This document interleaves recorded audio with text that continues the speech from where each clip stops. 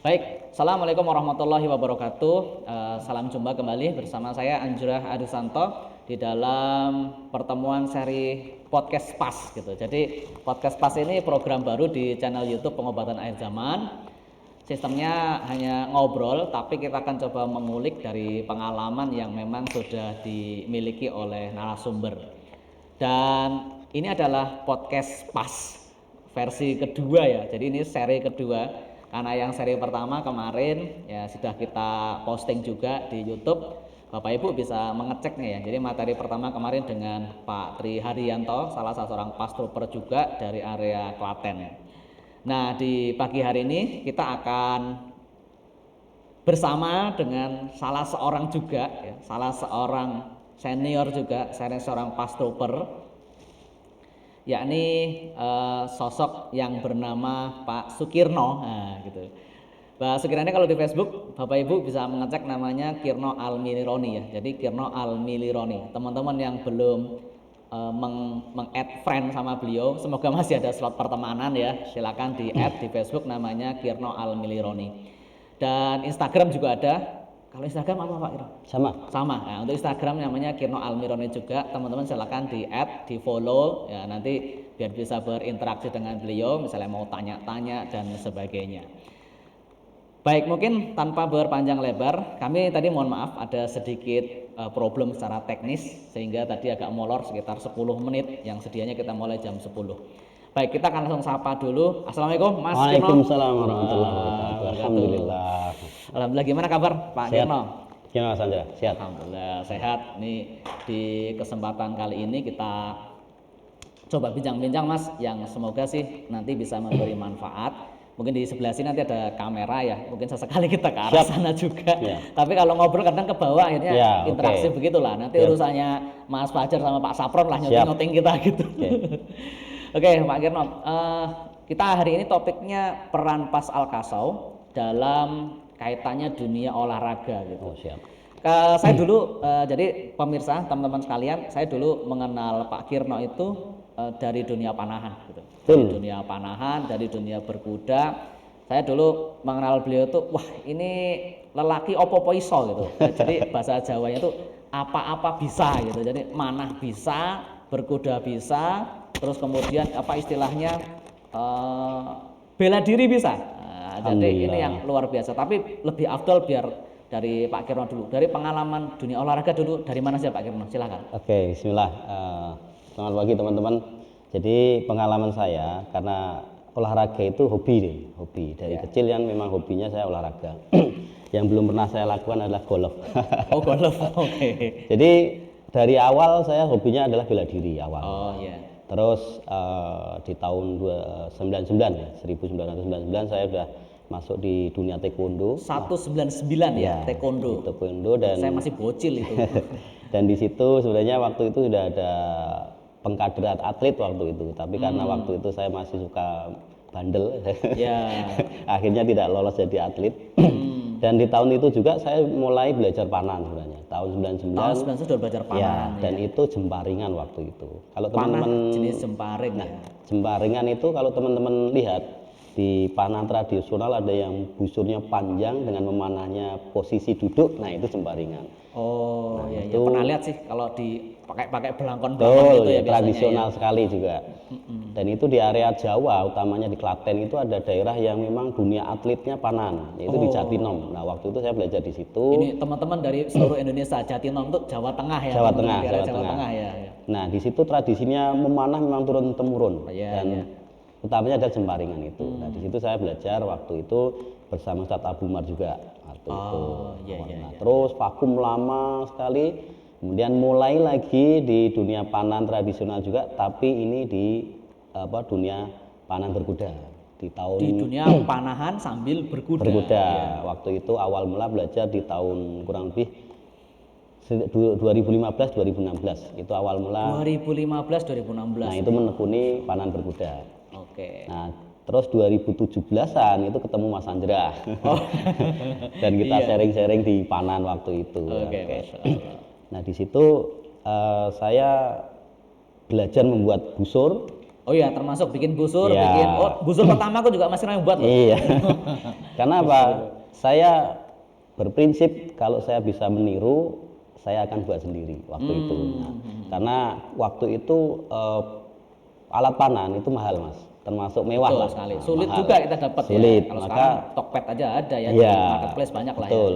Terus akhirnya belajar dari melihat, kemudian bisa meniru, dari bisa dipakai, kemudian saya jual dan alhamdulillah waktu itu lumayan lah membantu perekonomian juga. Nah, akhirnya bisa beli busur yang lumayan mewah lah. Nah, berkembang, terus ketemu Mas Anjra, Pak Bilal, Teman-teman kemudian penggiat panahan yang lain ya. iya, di Oke, dunia luar panah waktu itu luar biasa lah. Iya. Nah, alhamdulillah waktu itu terus ketemu Sadaris. Juga dari dunia panah Dari dan dunia panah berkuda dan sebenarnya. berkuda, karena Sadaris ini kan salah seorang yang luar biasa. Beliau sangat cinta sekali dengan olahraga sunnah, Olahraga sunnah. Masya Allah. utamanya berkuda. Beliau itu sampai rela ke Rio waktu itu. Iya. Beliau cerita ikut endurance 40 Iya. kilo, tapi belum pernah berkuda sama sekali. Memang itu konyol sekali ya. Nah, Luar termasuk biasa. beliau ini sosok yang menurut saya luar biasa nekatnya. Iya, nekat. Karena belum pernah berkuda, ikut Langsung ikut endurance 40 40 kilo, dan beliau cerita waktu itu di kilometer 15 atau 20 beliau sudah menyerah. Sudah oleng. Itu termasuk luar biasa, Mas, bagi saya yang belajar berkuda loh.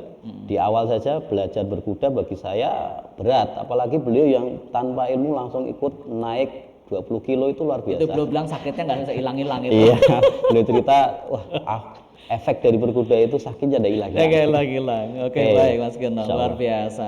Dan bagi teman-teman ya, mungkin yang berada di dunia panahan berkuda lah, ada salah satu prestasi yang sebenarnya oleh Pak Kirno ini sudah tempuh, sudah geluti selama dunia berkuda. Salah satunya beliau itu pernah ya walaupun kodoroloh karena satu dan lain hal ya, beliau pernah terpilih di Indonesia ini untuk atlet panahan berkuda mau dikirim ke Korea Selatan ya kalau nggak salah ya. Nah, bisa cerita dulu Mas, persiapan seperti apa itu Mas? Ya, persiapannya sebenarnya panjang karena skill panahan berkuda ini menggabungkan dua skill, yaitu panahan dan berkuda.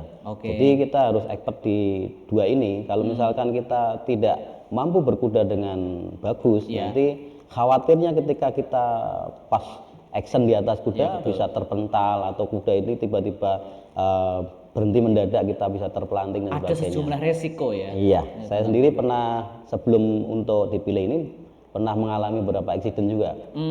Pernah dalam satu acara latihan saya pernah jatuh, kemudian kaki kuda yang belakang itu menendang rahang saya itu. Pernah. Ketendang, wah ketendang. Sampai ya itu teman-teman juga khawatir karena darahnya sampai 1 jam lebih tidak tuntas. Jadi masih netes. Efek dari itu ada geraham saya di belakang ini yang pecah di sini. Kemudian 1,5 bulan saya tidak bisa makan dengan mengunyah. Hanya minum susu, minum coklat, kemudian ketika makan langsung telan. Nah, itu efek-efek waktu perjuangan untuk bisa berangkat ya terpilih ya waktu itu ya. Nah, waktu itu karena memang di organisasi, alhamdulillah kita ditunjuk untuk perwakilan, tapi qadarullah karena visa waktu itu tidak mudah juga. Ya sudah beli tiket dan sebagainya, ternyata qadarullah belum bisa berangkat. Alhamdulillah. Tapi tahun berikutnya teman-teman bisa mewakili Indonesia yang luar biasa. Masya Allah. Nah, itu teman-teman, jadi termasuk kalau ke Pak Kirno ini diantara, tapi sebenarnya kalau saya mau gali ada satu lagi sebenarnya, ada satu prestasi yang teman-teman pas trooper ya, teman-teman pas trooper itu juga harus bangga, kemudian betul-betul harus mengupayakan bagaimana belajar memanah dan berkuda ini maksimal gitu, yaitu bagaimana beliau itu pernah juara lomba manah jauh-jauhan. Nah, itu namanya apa itu? Namanya itu Menjil, waktu itu pertama di Indonesia. Oh iya, lomba menjil ya. Ya, di Banjar Patroman yang waktu itu pertama kali diadakan di lomba di Indonesia. Yaitu alhamdulillah juara 1 waktu itu. Ya, itu waktu itu panahnya yang ikut lomba berapa banyak, dari berapa provinsi Mas Kemal? Ya, itu perwakilan di Jawa. Sebenarnya dibuka untuk umum karena belum terlalu familiar lah lomba itu. Tempatnya Jadi di lapangan udara ya. Betul, lapangan udara, dan di situ ada kurang lebih 30-an peserta. Masya Allah. Dan kategori lombanya adalah siapa yang bisa nembak terjauh dia akan juara. Gitu. Memanah terjauh ya? Ya. Memanah terjauh. Jadi teman-teman ada lomba yang memang tepat-tepatan untuk ke arah sasaran gitu. Ini ada juga sebenarnya lomba yang cukup menarik dan ini setahu saya juga ada di area Turki ya sebenarnya awalnya ada di area Turki, bahwa ini bisa sangat bergengsi kelas dunia, bahkan ya ada kelas dunia juga, ada kelas dunia. Dan waktu itu pertama kali di Indonesia dan Mas Keno juaranya itu dapat berapa meter Mas Keno itu? 301,4 meter waktu itu. 301,4 meter. Kalau sekarang ya udah berkembang lagi ya? Berkembang lagi. Jadi kalau untuk panan menjil atau manjilah ini tergantung kondisi cuaca juga, Mas. Nah, waktu itu waktu lomba anginnya kencang.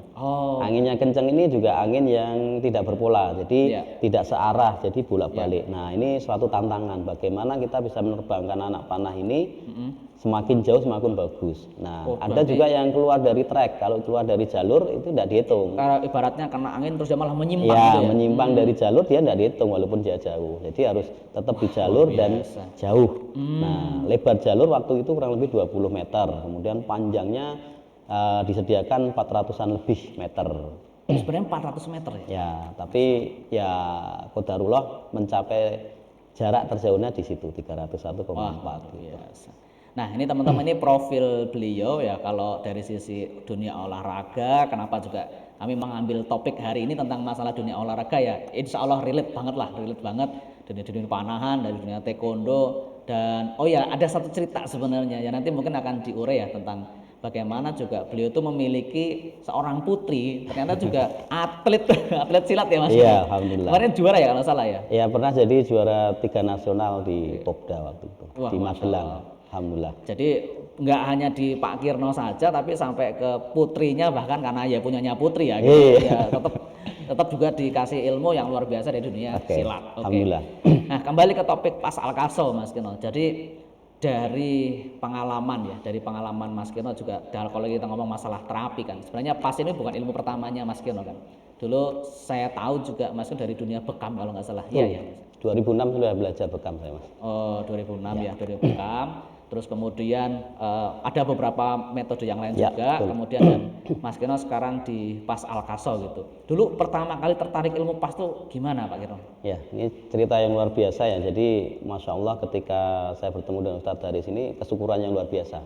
Karena sebelumnya kalau saya terjun di dunia terapi sejak 2006 ketika menangani kasus-kasus yang menurut saya itu impossible, rumit sekali dengan metodologi bekam waktu itu. Kan seperti contoh bayi tidak mungkin dibekam, susah misalkan. Terus ada kasus-kasus resti yang ini kelihatannya susah untuk dibekam. Resti itu teman-teman yang menyimak pasien resiko tinggi. Nah, resiko tinggi. Bahasanya tidak semuanya pastor yang menyimak ini umumnya. Terus waktu itu saya bertemu Ustadz Haris di 2017 sama Ustadz Abu Mar waktu itu, dan ada Mas Andra. Nah, dan teman yang lain. Nah, di kajian itu kan kita ngobrol, kemudian beliau perkenalkan atau beliau demokan terapi yang menurut saya wow. Belum ada namanya. Kalau beliau waktu itu menceritakan namanya medical hacking ya. Ya, cuma medical hacking gitu aja ya. Tapi berganti-ganti nama lah intinya gitu. Yang menurut saya luar biasa adalah penjelasan beliau yang beliau mengambil inspirasi dari surat Al-Mu'minun itu, proses penciptaan manusia itu beliau jabarkan.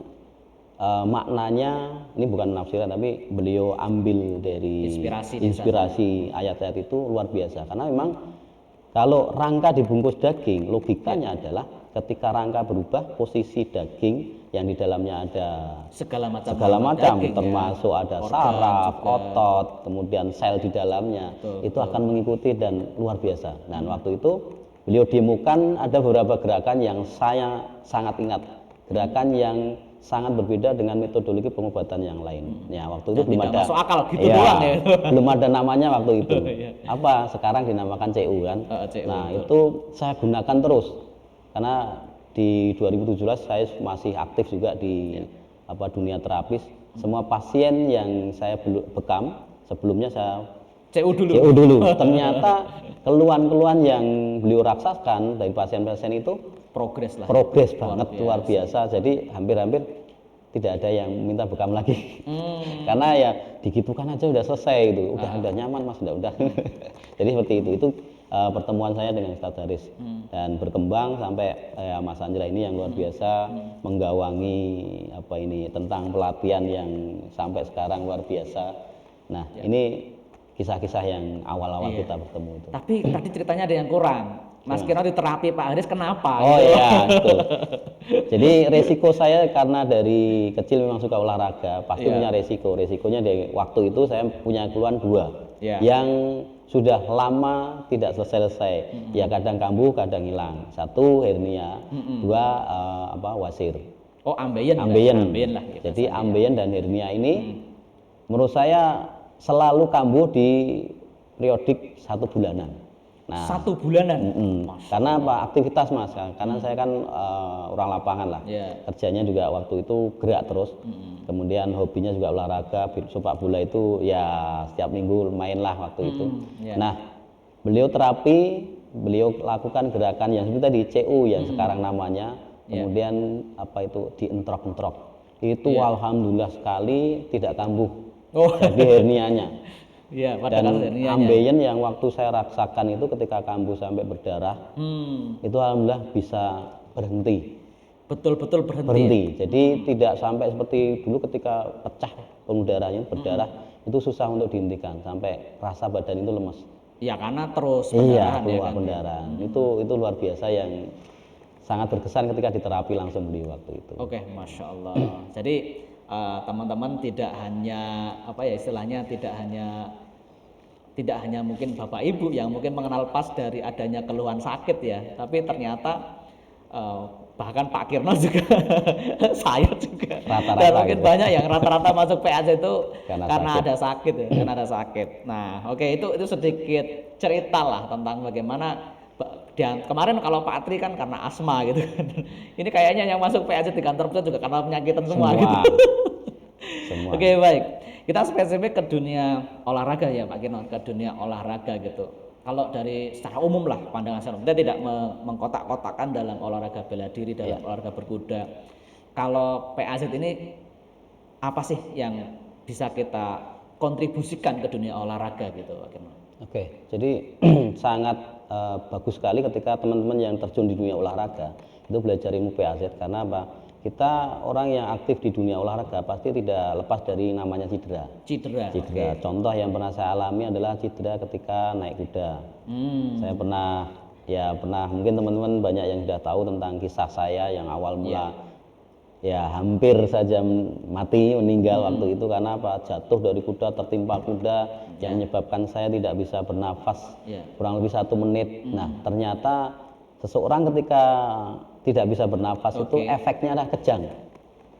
Langsung kejang. Yang waktu itu saya alami adalah kejang.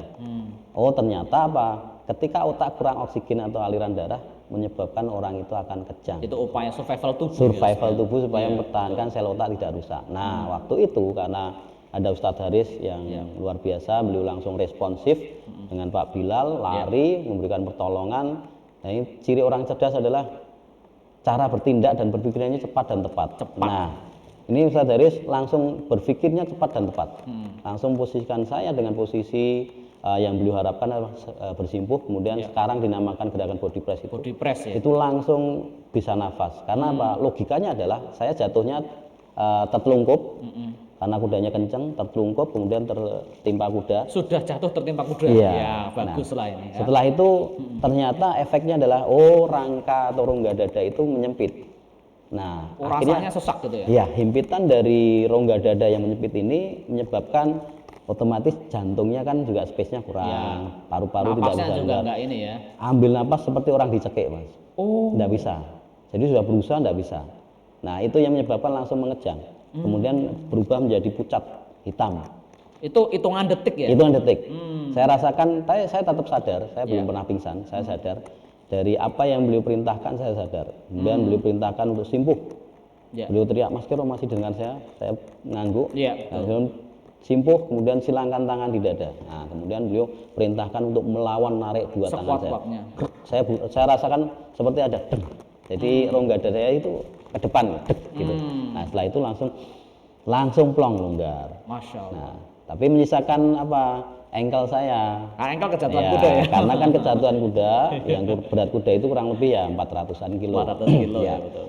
Karena tinggi kuda waktu itu yang saya naiki 150-an tingginya. Iya. Kemudian engkel saya itu bergeser ke sini. Nah, sama Ustaz Haris langsung dibetulkan di reposisi. Ini yang sekarang masuk materi upgrading lokal. Iya, itu efektif sekali supaya apa? Ketika terjadi dislokasi atau istilahnya kesleo engkelnya itu ketika dibetulkan dia tidak akan bengkak langsung, Mas. Ya. Dan alhamdulillah bismillah saya pulang itu normal jalan. Cuma lecet ya. Iya, lecet Waktu itu sedikit. saya lihat ya. Jadi saya setelah jatuh itu tetap sholatnya bisa berdiri, setelah itu kan sholat maghrib, kemudian naik motor sendiri sampai rumah, istri tidak tahu kalau saya habis jatuh. Pagi harinya saya sholat subuh dengan posisi duduk, karena apa? Ada jarum istilahnya. Ya betul. Nah, dan jarum itu, nah itu baru tahu, oh ternyata kemarin jatuh dari kuda. Masya Allah.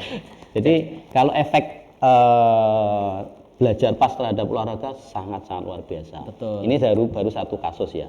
Kemudian pernah Yang juga beberapa insiden teman-teman waktu berkuda banyak, Mas. jatuh juga ya, Iya, beberapa kita kali tolong ya. ternyata dengan gerakan-gerakan pas ini sangat-sangat membantu sekali. Contoh kalau di dunia atlet sparring misalkan, anak saya kan juga waktu tanding ya jauh dari saya di Magelang, beliau cerita waktu sparring ya kan ini kalau ndak terjun lagi nanti kan didis misalkan. Nah, waktu itu cedera, kakinya sakit lah. Oh, berarti kalau logika saya, oh ini bisa jadi karena benturan atau karena posisi salah. Oh, kemudian saya minta untuk anak saya minta tolong teman atau pelatihnya memposisikan diri dengan melakukan gerakan CU waktu itu. Dengan CU lagi gitu. Iya, alhamdulillah kembali normal, jadi bisa turun tanding lagi. Bisa tanding lagi. Dan alhamdulillah dapat juara 3 itu. Wah, Masya Allah. Ya. Dan itu kata anak saya selisihnya nilainya memang sedikit sekali antara 2 dan 3 gitu. Tapi secara keumuman di tim anak saya termasuk juara umum waktu Alhamdulillah, itu. luar biasa. Karena menyabet beberapa medali emas dan perak. Jadi secara umum di Popda Magelang juara umum. Masya Allah. Nah itu kaitannya dengan jatuh yang insiden gitu. Ada beberapa teman kita ya waktu berkuda karena salah posisi kaki itu kan juga jadi keluhan nyeri di area ini ya, area kandung kemih, area dan sebagainya. Mungkin bisa diceritakan. Oh, jadi kalau kita belajar pas nanti paham dengan kaidah struktur rangka yang normal, yang bagus bagaimana nanti memposisikan diri dengan olahraga apapun dia akan nyambung. Contoh ya, pernah ada satu kasus ada seorang dokter belajar berkuda, posisinya salah. Kemudian apa efeknya? Efek sementara waktu itu spontan dia merasakan pusing, lemes juga ya, kemudian mual, kemudian gitu ya. muntah. Mungkin bagi orang-orang awam ini dianggap wah ini paling kecapean. Padahal kalau dilihat dari struktur rangka ketika postur orang berkuda itu salah, itu akan mempengaruhi sistem tubuh. Bahkan mungkin badannya bisa digambarkan terlalu bungkuk ya. Nah, itu posisi yang salah. Jadi ketika berkuda, contoh ya, posisi berkuda ini sangat luar biasa ketika betul. Karena di atas kuda itu akan mendapatkan paling tidak 3 manfaat gerakan. Contoh, ketika posturnya benar, kuda berjalan, itu ada gerakan yang cuman maju mundur pelan. Kalibrasinya gitu. Kemudian ada kuda jalan dengan sedikit berlari, namanya istilahnya trot. Nah, maka nanti akan naik turun, ada tarikan di tulang belakang. Maka orang yang belum pernah berkuda, pertama kali merasakan trot, pegel semua. Nah, paling 5 menit bertahannya. 5 menit setelah itu ngos-ngosan atau gemeter. Nah, itu karena belum terbiasa. Nah, ini gerakan yang kedua. Gerakan yang ketiga, ketika kuda berlari, ini sangat bagus apa? Gerakan pinggul ketika semua ini dalam kondisi posisinya betul. Kalau salah, contoh membungkuk, jalan saja itu nanti elastisitas tulang belakang akan kurang. Kemudian trotting ini bahaya ketika dia membungkuk. Karena apa? Ada benturan antara saddle atau punggung kuda dengan si penunggang, yaitu di bagian posisi tulang ekor. Ini pengaruhnya besar sekali. Maka menyebabkan orang ini mual, pusing, muntah atau bahkan pingsan. Nah, betul. Jadi belajar pas ini bisa menjawab ya, kenapa teman-teman misal belajar berkuda atau sebenarnya di beberapa olahraga yang lain kenapa kok malah habis olahraga harusnya badan seger, badannya nikmat, mengapa tambah sakit gitu. Kayak tadi pada kasus Pak Dokter, karena posisi duduk yang berkuda salah, habis kuda malah lemes, mual gitu ya, sampai bed rest berapa bulan itu. Itu beliau cerita 2 pekan. 2 pekan sudah diupayakan karena beliau seorang dokter dengan obat-obatan yang luar biasa, infus juga. Alhamdulillah, biidznillah waktu kami diundang ke sana untuk mendiagnosa, ngecek, oh ternyata ini masalahnya di pusatnya di tulang ekor. Kita betulkan dengan gerakan pas, spontan beliau langsung ikut sholat jamaah waktu itu. Masya Allah. Nah setelah itu berangsur semakin pulih dan alhamdulillah bismillah beliau sehat walafiat. Masya Allah. Nah teman-teman ya di cerita ini kita ada sedikit tambahan ya yang memang kita harus cermati bahwa kejadian perbaikan yang dilakukan oleh tim PAS Pusat pada waktu yang silaturahmi ke sahabat kita yang habis jatuh ini, bahwa selain setelah diterapi, mengapa kok setelah diterapi dengan metode PAS kok tidak sembuh-sembuh? Ternyata sahabat kita ini tidur di tempat yang memang itu sangat terlalu empuk, sangat terlalu empuk. Mungkin bisa diceritakan Mas Keno tentang itu. Jadi efektivitas dalam terapi PAS juga dilihat dari kebiasaan hariannya nanti. Jadi setelah diterapi juga dilihat posisi tidurnya, tempat tidurnya, ini pengaruh sekali. Contoh sudah diterapi kok kenapa progresnya kurang? Oh ternyata tidurnya di kasur yang empuk, terlalu empuk, sudah tebel dan empuk, amblas lah nanti. Karena memang inginnya mewah ya, bikin penyakit ya. Kan di tempat-tempat ada yang di rawatan-rawatan itu ada yang diposisikan tempat tidurnya seperti itu. Itu kadang malah memperparah. Karena postur tulang kita itu ketika berbaring di tempat yang bisa menopang tubuh kita lah, itu lebih bagus daripada dia empuk sekali yang menurut kita nyaman. Karena apa? Contoh misalkan kurang lebih 7 sampai 8 jam kita tidur dengan posisi salah. Posisi salah 8 jam ya. Nah, itu akan ada tarikan otot, posisi rangkanya juga tidak simetris, tidak bagus. Padahal sudah dibetulin pakai metode PAS tadi ya. Itu akan memperparah begitu. Nah, ada juga kisah ini Mas. Jadi tidak hanya di kuda juga. Contoh kenapa saya dulu kok kena hernia, ternyata saya setelah tahu PAS saya berpikir oh ternyata dari kebiasaan. Karena kan saya dulu kan taekwondo kan. Taekwondo kendornya yang mana? Ya kendornya saya kanan. Terus sering kanan. Split lah istilahnya. Sering split. Split itu kalau teman-teman tahu jadi meregangkan kaki ke depan dan ke belakang atau kanan kiri benar-benar di fullkan karena ini bagian dari basic di taekwondo harus bisa itu karena kan taekwondo ini kan olahraga yang mengandalkan tendangan. Betul. Maka elastisitas kaki harus dilatih terus. Nah, ternyata tarikan ini yang menyebabkan tidak simetris antara tarikan otot kanan dan kiri di bagian selangkang atau bagian pinggul. Nah, ini menyebabkan ternyata berefek juga pada munculnya hernia tadi. Nah, itu setelah saya tahu PAS, oh iya pantesan dulu hernia saya tidak selesai-selesai dan kok di keluarga kok hanya saya yang kena hernia misalkan gitu. Oh berarti karena efek dari gerakan-gerakan olahraga yang saya lakukan. Gitu. Artinya kalau kita berpikir terbalik Mas Keno, kalau kita memahami metode PAS, artinya kita bisa berolahraga dengan kondisi malah lebih sehat. Apakah begitu maksudnya? Betul. Jadi setelah saya tahu PAS, saya tetap latihan bela diri juga, tetap latihan olahraga yang lain juga, termasuk berkuda menjadi hobi dan memanah. Ini bisa berefek pada kemampuan fisik karena mampu menjaga balance. Betul. Oh saya split, misalkan split saya harus seperti apa, yang kanan atau yang kiri yang didepankan seperti itu. Tetap nanti akan memaksimalkan efektivitas, elastisitas dan tendangan. Nah misalkan seperti itu, termasuk di postur-postur yang lain, misalkan posisi berkuda yang betul seperti apa, karena sudah paham di ilmu PAS, oh cara menjaga duduk yang benar seperti ini supaya nanti misalnya pengaruhnya kita langsung lebih detail Mas kalau misalnya kita kendor kiri apakah berkudanya belok muter ke arah kiri atau gimana? Misalnya bisa dijelaskan. Nah, kalau kendornya kiri alangkah baiknya ini memutarnya ke arah kiri karena disesuaikan dengan kaki kiri dalam ya, kaki kiri di bawah. Karena nanti pijakan itu akan berpengaruh. Kalau kendor kanan usahakan muternya sering ke kanan. Ke kanan ya. Karena pijakan nanti kuat di sisi kanan. Akan terlihat sekali orang yang awam dalam berkuda misalkan, kemudian belum paham ilmu PAS, ketika berkuda belok kanan atau kiri itu akan kelihatan kakinya kosong di kanan atau kiri. Ini yang menyebabkan kadang kok kudanya oleng berbelok itu di sedikit kok oleng ya tiba-tiba jatuh ke samping, nah seperti itu karena tidak balance begitu. Tapi kalau sudah paham, oh saya supaya aman balance-nya ke kanan atau ke kiri sesuai dengan kendornya itu bagus, lebih bagus. Gitu. Jadi selain olahraga badannya seluruh tubuh ya ibaratnya dari kalau berkuda kan dari ujung kaki sampai ibaratnya ujung kepala semuanya kan di ada efeknya gitu. Sangat. Tapi dengan kita mencermati kendornya itu semakin tambah sehat. Semakin Begitu maksudnya. tambah sehat. Ya, semakin memaksimalkan apa itu fungsi dari efek-efek berolahraga itu semakin luar biasa. Ini saya rasakan Mas. Jadi dulu di usia 20-an tahun saya hobi naik gunung juga. Ketika saya bandingkan dengan sekarang itu malah lebih fresh lagi. lebih fresh sekarang.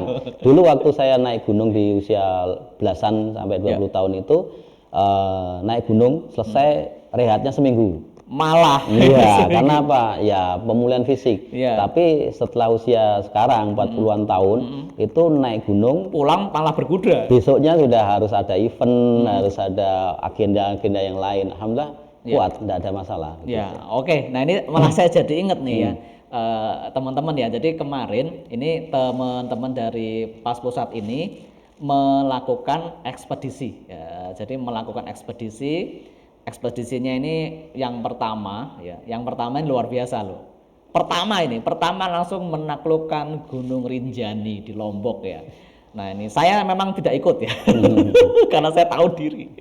Saya tahu diri ya, teman-teman yang fisiknya yang jos-jos itu yang kemudian mengambil langkah. Nah kita akan tanya ya kiat-kiatnya. Ini penting nih teman-teman yang hobinya adventure ya. Adventure naik gunung.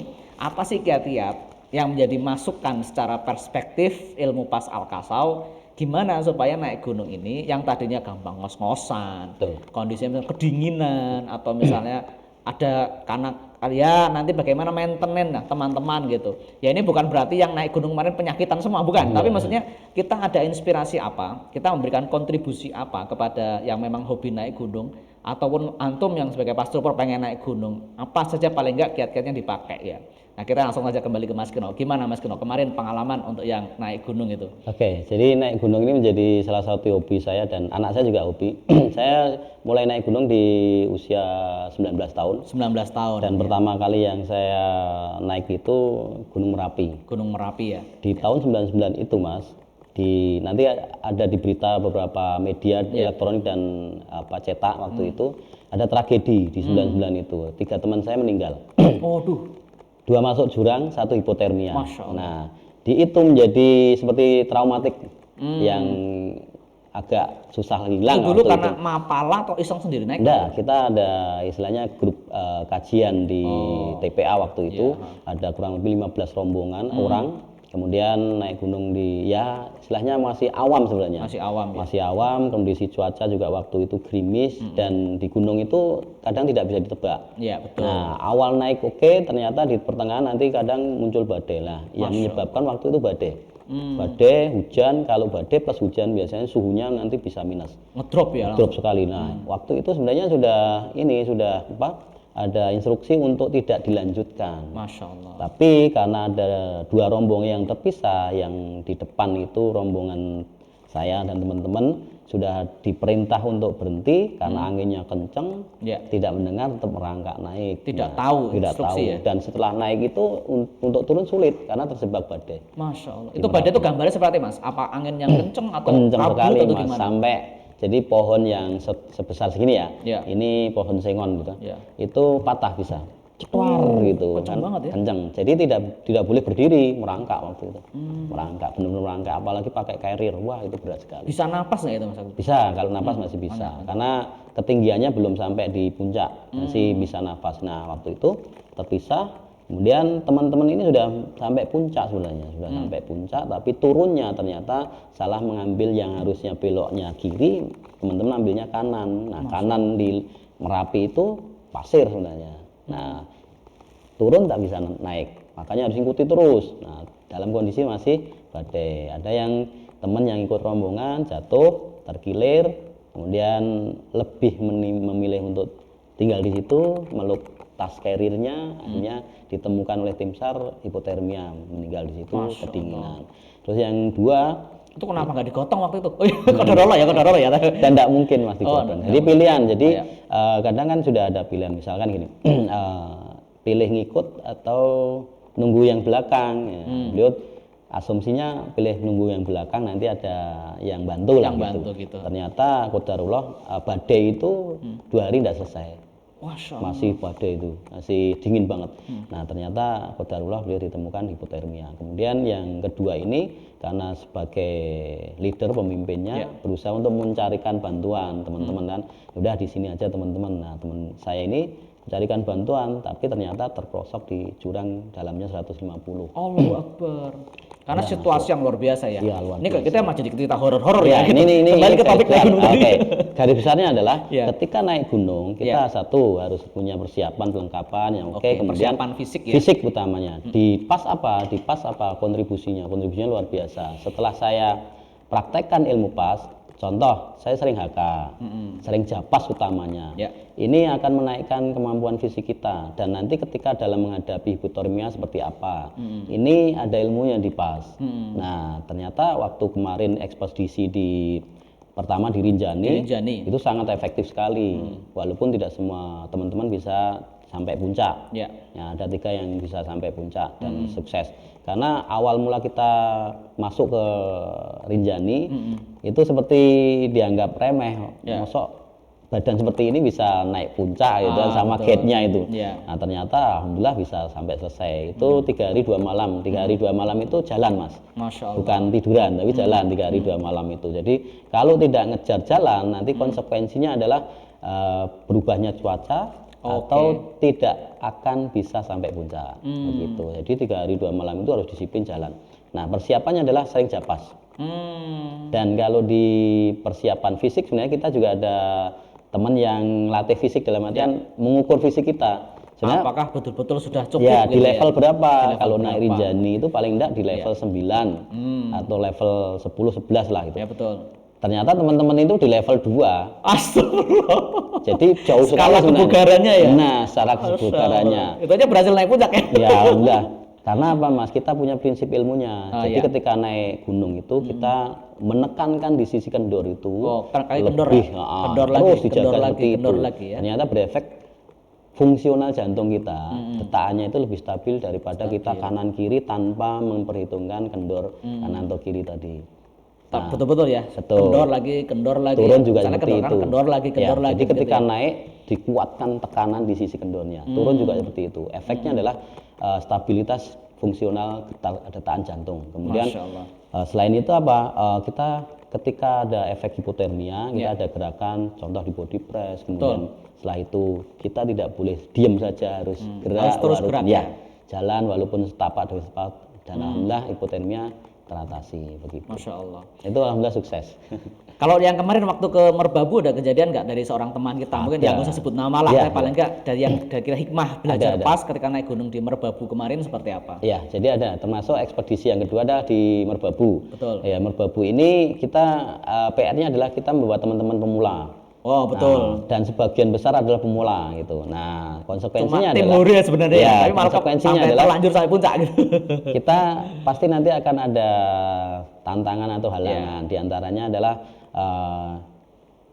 ngedrop, kelelahan, kemudian hipotermia dan dua ini terjadi di teman-teman. Alhamdulillah ya karena kita dibekali ilmu pas survival. Nah itu sangat bermanfaat sekali ketika ada yang ngedrop, kemudian ada yang hipotermia, kita rawat dengan gerakan-gerakan pas, alhamdulillah fit dan semuanya bisa muncak sukses semuanya. Padahal terbayang ya untuk teman-teman ya di antara yang ikut hadir itu ada di antara staf kami dari Ayub ya yang mohon maaf ya secara fisik itu sebenarnya sepertinya tidak masuk akal sampai puncak gitu. Tapi dengan bismillah, dengan dibimbing, tentunya dengan semangat, motivasi mental yang cukup juga sampai betul-betul sampai puncak ya dengan cara langkah tadi teman-teman bisa mempraktekkan. Ini dipakai untuk aktivitas naik puncak. Walaupun sebenarnya dalam kehidupan sehari-hari itu bisa kita pakai. Jadi tidak harus artinya wah saya harus naik puncak dulu supaya kakinya dikendorkan. Waktu naik ke masjid atau di rumah Bapak Ibu yang rumahnya lantai 2 itu juga bisa digunakan. Ya, untuk keseharian. Keseharian ya. Oke, kita beralih ke topik yang lain gitu Mas Kino. dari pengalaman praktek. Nah, sekali lagi ini kita tidak dalam rangka menjas sebuah nama olahraga ya. Sekali lagi kita tidak menjas jenis olahraga. Kita juga tidak seperti halnya mengharamkan seseorang itu kemudian olahraga ini itu tidak dalam rangka itu. Tapi qadarullah ini dari berdasar pengalaman di ruang terapi ya. Dari pengalaman di ruang terapi kita dapati diantaranya ada beberapa yang ya memang sekali lagi qadarullah ya. Qadarullah ada yang misalnya hobinya itu badminton ya Mas Yeno. Ada mungkin beberapa badminton, tenis atau beberapa olahraga yang kita dapati karena olahraganya itu kalau secara ilmu Pascal Kasau itu tidak balance kanan kirinya gitu. Mungkin bisa diceritakan dari kasus-kasus yang di lapangan di klinik gitu. Oke, jadi olahraga prestasi itu ada olahraga yang konsekuensinya adalah kepada fisik karena tidak balance. Nah, kalau kita milih ya olahraga yang balance ya, contoh berkuda, memanah, sebagaimana yang Rasulullah ini ya. Beliau sarankan itu luar biasa. Tapi kan ada olahraga prestasi, contoh badminton, ada sepak bola, ada tenis. Nah, olahraga ini konsekuensinya pada struktur rangka, Mas. Di antaranya orang yang sering badminton karena kalau tidak kidal misalkan dia sering menggunakan kanan, kemudian kaki kanannya, nah kanan seringnya ke depan atau kirinya sering di belakang ketarik. Nah, itu akan menjadi pola sebenarnya. Pola kalau di pas istilahnya nama jenis pelintiran istilahnya. Betul, Nah, ini akan berefek pada sistem tubuh. Nah, seringnya di masalah jantung biasanya. Jadi teman-teman yang sering badminton, nah ini biasanya ada masalah di jantung dan diabetes. Dari yang kita temukan dari di yang Gria Sehat ya. Jadi dari di ruang terapi. Anda badminton kemudian sakit jantung, bukan begitu. Tidak dimaknai sedemikian ya. Karena kan ada yang dia ini kidal, ada yang tidak. Jadi ada yang gerakannya itu lebih sering menggunakan backhand misalkan atau jumping smash. Nah, itu akan berpengaruh juga. Terus ada yang semakin pandai profesional misalkan dia tidak banyak gerak misalkan karena sudah pandai dalam bermain, itu juga beda efeknya juga. Intinya ketika gerakan-gerakan yang tidak balance itu akan berpengaruh pada sistem tubuh kita begitu. Nah, kita harus perlu waspadai dan di PAS ada ini apa istilahnya gerakan-gerakan untuk supaya kita balance kembali, kita jaga supaya misalkan terpaksanya tetap masih karena saking cintanya melakukan gerakan olahraga itu karena ini bagian dari hobi, kita ada gerakan yang untuk menjaga menetralkan supaya ya kita dapat amannya juga, sehatnya juga gitu. Pada kasus ini juga ya Pak Akinoh, dari kaitannya kita olahraga juga ya, penggunaan treadmill ya, penggunaan treadmill. Sekali lagi pemirsa yang menyimak ya, bukan berarti kita ngomong treadmillan tidak boleh, bukan itu. Tapi dari beberapa kasus ya, dari beberapa pengalaman untuk kejadian dari para pengguna treadmill, utamanya udah ada keluhan jantung gitu ya, itu niatnya sehat malah justru semakin sakit gitu. Ini mekanismenya karena istilahnya ketarik ya Pak Kino, atau gimana? Bisa diceritakan ya untuk masalah treadmill kalau ini. Mesin treadmill ini kan dia kan memakai motor, jadi motor, kemudian gerak Mas. Nah, ketika langkah kita tidak sesuai dengan kecepatan gerakan motor ini, nah akan ada tarikan kaki. Kalau kita berjalan di atas tanah, kita yang gerak, Jadi kan ada hentaknya juga ya. Ini kan kayak kaki diseret ya kalau treadmill ya. Nah, kalau treadmill ini seperti ada seretan ke belakang. Nah, ketika tidak bisa mengimbangi kecepatannya, itu juga berpengaruh pada tarikan otot yang nanti pengaruhnya juga ke sistem tubuh, diantaranya ke jantung juga. Gitu. Jantung juga. Sebenarnya lebih enak ketika jalan real saja ya, muter lapangan, kemudian komplek gitu ya. Bisa jalan-jalan dengan keluarganya, bisa lihat pemandangan, lebih asik lah, bisa menikmati sejuknya udara, itu lebih realnya lebih enak, lebih nyaman daripada menggunakan alat. Mungkin keterbatasan ruang misalkan, tempat misalkan, ya tidak harus luas sih, tinggal bolak-balik aja. Apalagi kalau jalannya ini ke masjid, sehat insya Allah, plus dapat nilai ibadahnya. Wah, luar biasa, gitu. Masya Allah. Ya, itu sekali lagi teman-teman ya, kita menyebut istilah treadmill bukan berarti kemudian tidak boleh orang itu untuk melakukan treadmill, bukan seperti itu, tapi kadang kita harus mengenali pola struktur dan rangka tubuh kita supaya jangan sampai ketika berolahraga malah memperparah pola struktur kita yang sudah menyimpang gitu kan ya Mas. Oke, kita kembali ke sebuah olahraga yang sangat digemari oleh Ustadz Haris Mujahid rahimahullah gitu, yaitu dari dunia berkuda. Mungkin Mas Kino pernah mendengar petuah-petuah beliau ya berkaitan dengan mengapa kita harus menghidupkan olahraga berkuda, mengapa kita harus membeli kuda atau bahkan yang berkaitan dengan kuda. Mungkin bisa dibagikan kepada teman-teman yang menyimak. Oke, jadi olahraga berkuda ini sangat luar biasa. Dari segi sunnah memang Rasulullah SAW ini menganjurkan, bahkan di ubun-ubun kuda itu ada keberkahannya sampai hari kiamat. Betul. Nah, terus selain itu ada doa ini luar biasa yang hanya boleh dibacakan pada pasangan kita waktu nikah. Nah, itu boleh dibacakan di waktu kita memiliki kuda. Nah, semakin banyak bisa dibaca karena ada keberkahan di situ. Kemudian apa nilai plusnya belajar berkuda? Jadi belajar berkuda itu tidak hanya berefek pada fisik, tapi mentalitas. Jadi berkuda ini satu mendidik mentalitas, karena orang-orang terdahulu para khalifah misalkan rata-rata ahli berkuda. Ternyata Imam Bukhari, itu kemudian juga Imam Syafi'i juga luar biasa. Rata-rata ahli berkuda. Karena apa? Berkuda ini melatih jiwa kepemimpinan, mentalitas, kemudian secara fisik tadi ada gerakan-gerakan yang nanti berefek pada tulang belakang kita. Paling tidak ada 3 gerakan kalibrasi. Yang pertama dengan kuda jalan, trotting atau jalan lari kecil, kemudian canter. Nah, canter atau gallop itu jalan kuda atau lari kuda kenceng. Maka kita harus mengimbangi dengan gerakan pinggul, maka akan berefek kalibrasi yang luar biasa di tulang belakang kita. Ini sangat berefek. Nah, Ustadz Haris rahimahullah sangat mencintai olahraga berkuda karena sangat berefek pada fisik beliau. Dan saya sering menemani beliau di beberapa event ketika beliau mendapatkan satu keluhan, contoh ada benjolan di leher karena kecapean yang luar biasa, kemudian ada tarikan otot yang tidak seimbang menyebabkan ada benjolan di leher. Beliau yang pertama kali dicari adalah kuda, malah menetralkannya dengan berkuda. Setelah berkuda, alhamdulillah bismillah beliau raba, benjolannya hilang. Kemudian beliau pernah merasakan seperti lumpuh. Karena apa? Yang kalau orang-orang teman-teman pas sudah paham tentang kasus P2 lah itu. Nah, itu beliau alami karena ini masalah tarikan di kaki. Nah, beliau netralkan dengan berkuda juga. Betul. Termasuk berkuda ini juga untuk stamina. Sangat bagus untuk laki-laki dan perempuan. Melatih stamina. Karena efek berkuda di tarikan otot, kemudian reposisi rangka itu luar biasa. Betul. Makanya kalau pengen misalkan menurunkan berat badan, membakar kalori cepat, itu berkuda, Mas. Berkuda. Sebenarnya masih banyak lagi manfaat-manfaat berkuda. Itu garis besarnya, intinya berkuda ini sangat luar biasa. Selain kita mendapat sehatnya, kalau kita niatkan karena ini anjuran dari Rasulullah, insya Allah juga mendapat nilai ibadahnya. Seperti itu. Biasa. Kita juga lihat ya sekarang animo berkuda para ustadz juga luar biasa. Misalnya Ustadz Hanan Ataki kita sering lihat gitu kan terus Ustadz Usma ya. Beliau senior sampai berkuda. Dan ada banyak ustadz yang sekarang kita lihat juga sangat agim juga kan, ada yang menggeluti olahraga berkuda gitu kan.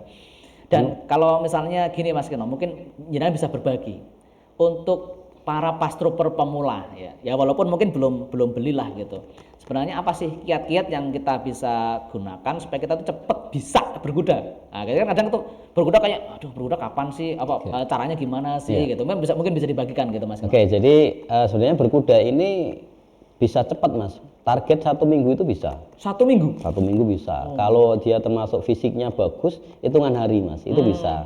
Satu, mentalitas. Kalau orang yang sudah pengen berkuda, mentalnya kuat, itu lebih cepat insya Allah. Kemudian ngikuti saran dari pelatih.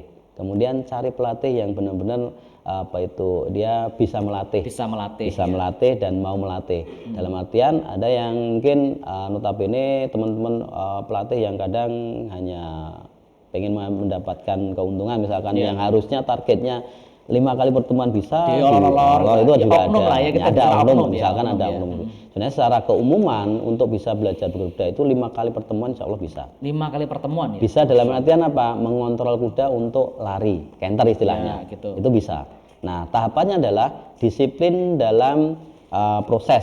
Contoh, kalau jalan belum bagus, jangan naik tingkat untuk trotting. Nggak keburu pengen lari. Jadi jalan dulu, mampu mengontrol kuda, posisinya betul, kemudian nanti naik level ke trot istilahnya. Jadi kuda berlari kecil pelan-pelan. Nah, setelah itu ngikuti ritmenya punggung kuda sudah oke, baru step selanjutnya adalah canter. Kalau 3 ini udah disiplin, insya Allah bisa. Masya Allah. Dan cari kuda yang memang untuk belajar. Jadi belajar berkuda jangan langsung ambil satu kuda, ini kuda bekas pacul misalkan. Nah ini kan liar biasanya. Kuda pacon, kuda Nah ini liar, nanti beresiko. Oke. Cari kuda yang benar-benar jinak, yang mampu untuk belajar. Ya betul. Gitu. Biasanya pelatih sudah mengarahkan Ya, ini biasanya level ini ya pilih kuda yang seperti kalau di Ayub misalnya, ini boleh pakai cahaya, Ya. ini boleh pakai misalnya aska, ini Ya. boleh pakai begitu ya kan Ya sesuai karakternya. sesuai dengan karakter penunggangnya Betul, juga betul, itu betul. paham gitu. Nah itu pelatih yang benar gitu. Oke, Masya Allah. Oh ya, ada satu lagi Mas yang dibekalkan Ustadz Haris Mujahid bahkan di akhir beliau itu menjelang wafat ya, salah satunya tentang memanah gitu. Nah ini kalau memanah ini Mas Kirno mungkin dari pengalaman jenengan memanah gitu kan, apa sih benefit yang kita rasakan ke tubuh ya tentang masalah kalau kita tahu memanah apa gitu, jadi bisa dibagikan. Kalau tadi berkuda kan juga kalibrasi tulang belakang gitu kan, kalau memanah seperti apa Mas Kirno? Oke, jadi memanah ini Mas, ini juga olahraga yang sangat dianjurkan Rasulullah SAW karena sampai diulangi beliau 3 kali kekuatan dalam mana, kekuatan dalam mana, kekuatan dalam mana. Karena memang memanah ini melatih kekuatan. Contoh, ketika kita melakukan memanah dengan posisi berdiri misalkan, jadi kuda-kuda kita kuat, kemudian tarikan busur itu ketika kita menarik dan mendorong itu berpengaruh pada rongga dada.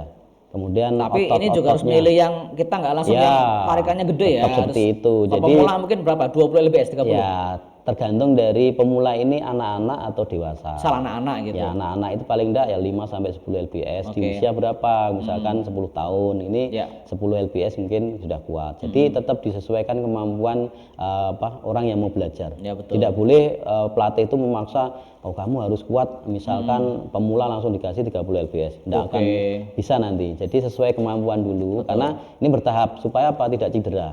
Karena nanti kalau dipaksakan pasti akan ada cedera juga. Betul. Gitu. Nah, manfaat dari memanah tadi ketika menarik dan mendorong busur atau panah ini, maka akan berpengaruh pada rongga dada yang dia akan kuat mengembang. Otot-ototnya juga seperti itu. Area rusuk juga ya. Area rusuk juga. Dan ini sangat saya rasakan karena saya juga pernah terjadi kecelakaan waktu itu, patah di tulang ini clavicula atau ini selangka. Nah, selangka ini sangat berpengaruh proses pemulihannya. Masya Allah. Nah, ketika orang awam mungkin tidak memanah misalkan itu lama nih. Saya rasakan itu 1,5 tahun itu benar-benar sudah sempurna bisa narik busur lagi. Oh, biasa. Gitu. Masya Allah. Nah, ketika kita sering memanah, maka otot-otot di sekitaran rusuk ini kuat.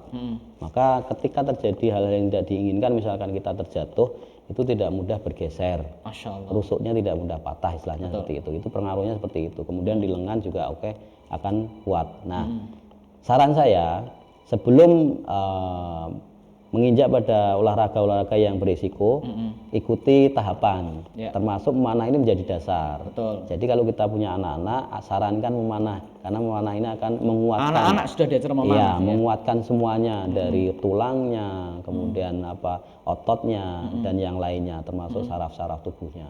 Maka setelah memanah bisa diajarkan diantaranya berkuda, karena kuda ini mentalitas, kemudian elastisitas. Jadi kuat dan elastis itu bagus. Masya Allah. Kemudian berenang itu balance. Selain itu endurance-nya bagus kalau belajar berenang. Masya Allah. Nah, berenang kalau, ya? Setelah itu baru belajar bela diri. Kalau pertama langsung bela diri, ototnya belum terbentuk, nanti kena banting, kecil-kecilan dulu kena banting misalkan, kena tendang, patah dan sebagainya. Masya Allah. Maka tahapan di awal saya sarankan memanah dulu. Memanah itu benar-benar menguatkan nanti. Masya Allah, luar biasa. Wah, ini tak terasa sudah 1 jam kita ngobrol Pak Kirno ya. Dan semoga teman-teman yang menyimak, para pastrooper dan para penyimak di YouTube Pengobatan Akhir Zaman paling tidak sudah bisa mendapatkan inspirasi dari apa yang kita sudah obrolkan tadi. Di antaranya kita bisa mengambil kesimpulan ya, dengan kita memahami ilmu pas al-kasau ya, itu bisa semakin mengoptimalkan olahraga yang kita jalani sehari-hari, dan bahkan kita bisa bismillah ya, jangan sampai insiden sebenarnya, tapi qadarullah kita sudah melihat beberapa kali pengalaman ya, ada teman yang olahraga terjatuh ataupun karena olahraga dia jadinya terpingsan, atau karena olahraga badannya melintir misalnya, itu bisa bismillah dengan mudah dikoreksi dengan metode pengobatan pas al-kasau gitu. Bahkan kemarin saya juga dari pas trooper, dari teman yang aktif di MMA itu WhatsApp ke saya, Ustadz terima kasih ini dengan adanya pas al-kasau teman-teman yang tanda kutip MMA yang kan MMA itu gulat ya, saling piting kalau bahasa gitu, itu melintir, inilah bisa diperbaiki dengan metode pas al-kasau. Jadi silahkan teman-teman yang aktif di dunia olahraga, teman-teman pelatih, teman-teman penghobi, jangan sungkan ya. Nanti ada jadwal pelatihan pas al-kasau, silakan untuk bisa hadir. Termasuk juga yang mohon maaf yang mungkin dulu penghobi olahraga tapi karena kondisi pernah insiden atau mengalami sesuatu badannya belum diperbaiki, ya jangan sungkan-sungkan meminta bantuan ke pas trooper terdekat. Ya ada banyak ya qadarullah dari teman voli, dari teman pesilat yang memang mengalami insiden, bisa kita ikhtiarkanlah dengan metode pas al-kasau. Terima kasih sudah menyimak di 1 jam yang sudah berjalan ini. Sekali lagi saya mohon maaf ketika dalam menyampaikan ada kelirunya. Dan insya Allah tunggu saja podcast pas al-kasau di masa yang akan datang. Nanti akan ada pengumuman di grup ya, utamanya di grup Telegram Pas Family. Jadi karena grup kita banyak ya, pengumuman utamanya di grup Telegram Pas Family. Bapak Ibu nanti memantau di sana. Sekali lagi terima kasih Pak Kirno atas waktunya. Siap. Dan kita tutup dengan doa kafaratul majelis. Subhanakallah bihamdika, asyhadu an la ilaha illa anta, astaghfiruka wa atubu ilaik. Assalamualaikum warahmatullahi wabarakatuh. Assalamualaikum warahmatullahi wabarakatuh.